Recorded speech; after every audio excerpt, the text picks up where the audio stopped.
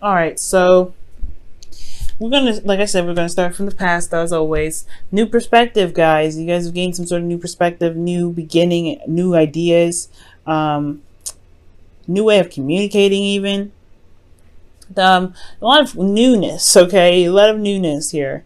But you've got also gotten clarity and victory through the truth here. Clarity about your situation. And in the past, I feel like with that clarity happening, you're very defensive and you were standing your ground and standing up for yourself potentially.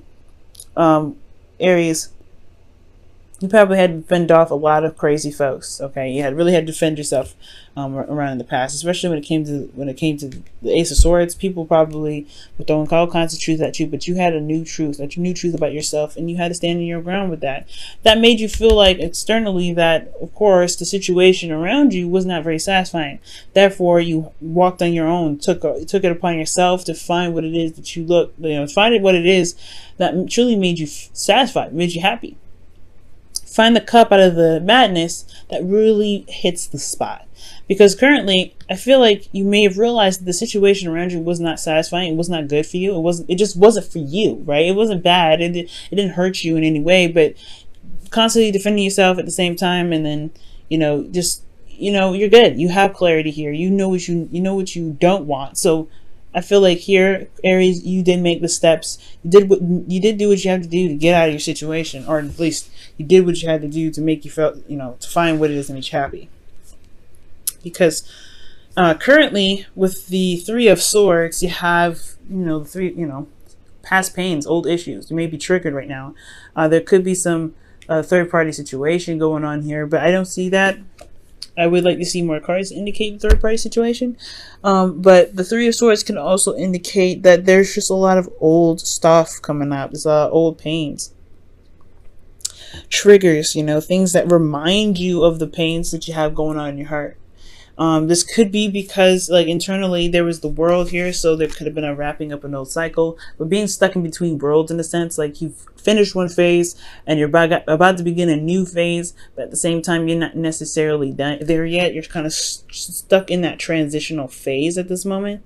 Like there could be like a transition where you're ending something here, but you're starting something new, and the Four of Cups really highlights that too, because the Four of Cups is focusing on Three Cups here. It's focusing on what's been happening, what's the same, what's familiar, what's been going on, what's been going down, what they can see.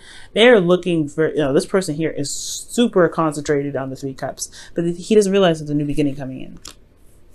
He doesn't realize that there's a cup that's coming in, exactly what he's been looking for all this time. And I feel like it has a lot to do with potentially him shifting his focus, looking at his situation in a different light, or at least removing his concentration from the Three Cups to the fourth cup, where he can potentially see it. It's all about the fixation on what's been happening, and I feel like that's the triggers are forcing are causing a lot of pain right now, potentially because there is something new that needs to be there's something new that's trying to come in, but the Three Cups is like, well, we're standing in the way right now. It's something in regards to us that you may need to really adjust, so that way you can get, you can have this new beginning. That's why it feels like you're not necessarily ending something yet, but you've not finished something and you're not necessarily beginning something. The world is like, whoa, we're transitioning, we're doing something different, but then it's not happening exactly immediately, and it's potentially because of the Four of Cups.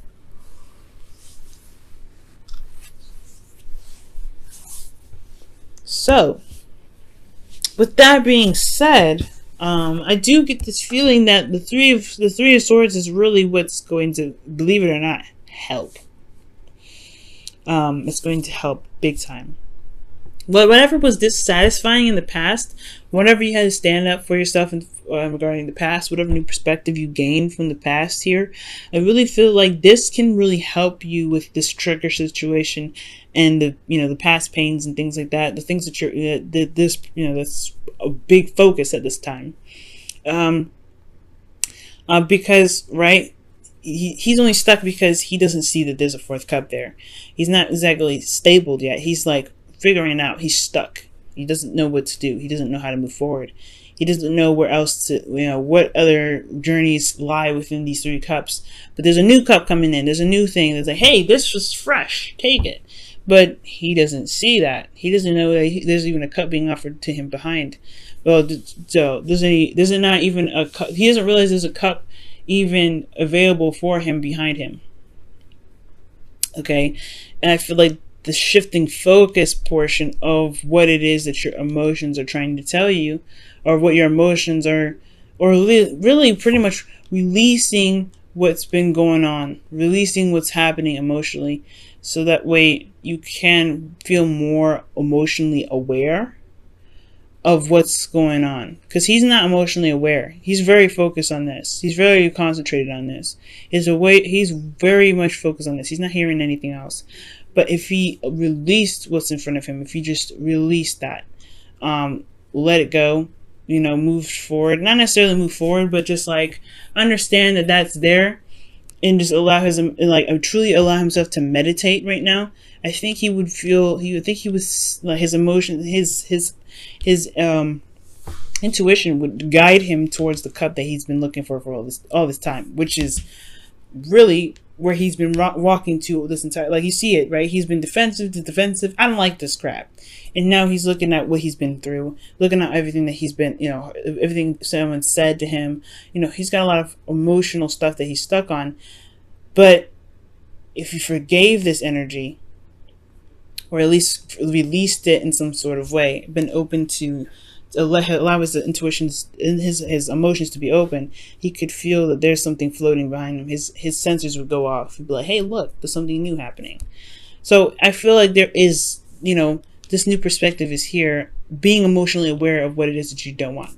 Right here, that's why I believe, like, this situation here, Aries, where there was a lot of defensiveness and things like that, it was because you became more and more aware of what your true and heart's desire was, or wasn't, in your situation. That was being hearing your heart for the first time. That's what it looks like. Feeling your heart for the first time, and you're almost there. You're almost completing it, and now you released whatever it was that wasn't satisfying you, somewhat, to some degree. But there's something. The past is still lingering. The past is still here, and I feel like it's the biggest test of all, right? What does your heart say now in regards to what it is that you want? What does your heart say now, and what is your heart trying to alert you that you may not be hearing because of the triggers? The triggers should be, the triggers are about what you may need to release and what could be blocking you. Because, right, these swords are blockages in the heart here. It can't pump efficiently. It can't operate or move in the way it should because of the swords. And that's the biggest thing. Triggers are not the blockages. The triggers alert you of the blockages that potentially keep you from fully ending the cycle. But I feel like if you heard it here in the past, you can definitely hear it here. It just may be hard to look at these issues and pull out the swords, because obviously it's going to hurt when you pull them out. But that's why you have healing in the future. All right? It's going to be hard to pull them out, but at least your part can pump efficiently. You can work. Everything will start to work in the way it's supposed to. So that way you can hear this new beginning or feel this new beginning right behind you. And I feel like when you tap into that intuitive energy again, when you really allow yourself to feel what's going on around you with this Four of Swords, you'll be able to heal, overcome that pain that you may be feeling. And then the Ten of Wands, right? I know it's a burden, right? It's a great burden, but I feel like it's the ending of a cycle. At the end of the day, you're ending that cycle. You're putting it to rest, and then at the you're healing because the cycle's ending. You can take a moment. You can put the wands down. You can feel. You can start to feel a little bit better, like you're making some sort of progress. But most importantly, you're ending the cycle here. And the 10, there's another 10 here, right? The Wheel of Fortune, second time around, second chances, a change of luck. Most importantly, I feel like things will start to turn around because the lesson here has a lot to do with you allowing yourself to be just as emotionally and intuitively aware as you were here, and doing it now. It's super hard, of course, especially on command when you need it to work. And it's not forcing it. You just allowed it to happen, right? Released whatever this was. You said in this, because there's no sadness, there's no turmoil, there's no anything, okay? But you knew what you didn't want, and you let your intuition guide you. And now you're at the spot where your intuition really wants you to pay attention. And it's hard, especially with pain that aches so badly. But with that blockage there, you can release it. At least if you see the pain that you may be faced, that may be in your heart, it'll be a lot easier to make the necessary changes that you're looking for, or begin something new. Finally putting the pain to rest.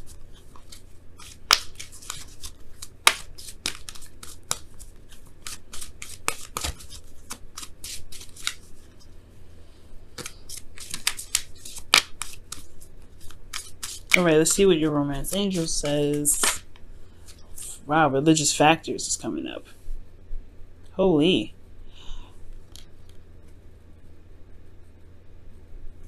Your love life is influenced by your religious upbringing and spiritual path. This could also talk about age difference. It could talk about religious differences, obviously, right? Like things that are outside of the norm for you, like pretty much who you like, what either society would deem unsuccessful. Oh, I'm so sorry about my tongue tidiness, guys. What society would deem unacceptable, or whatever you deem unacceptable, whatever your family deems as unacceptable, that is not necessarily important. The society that you've been fighting against for so long in the past year, you were like, nah, I don't care what they think. I'm going to do what I want to do. That was the new perspective that you gained here. And I feel like it could be coming back up now for you personally. It could be coming up with here for you personally.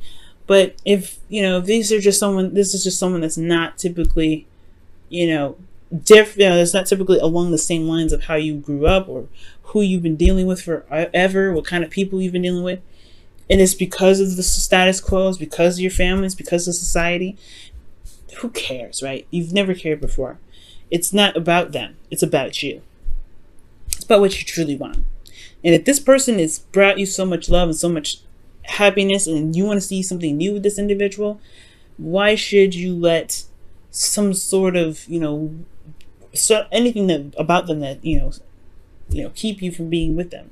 And at the same time, though, if this is such a huge thing, right, if this is such a huge issue, you don't have to compromise your truth for them. You don't have to compromise your truth for anybody. Right? This is your truth. If you can't, this is just a deal breaker. This is a deal breaker. At the end of the day, they lost out. Sorry. You don't ride with me. You don't chill. I don't feel it. And that's totally cool. Right? But religious factors talks about, religious differences, age differences, race differences, anything, cultural differences. Right?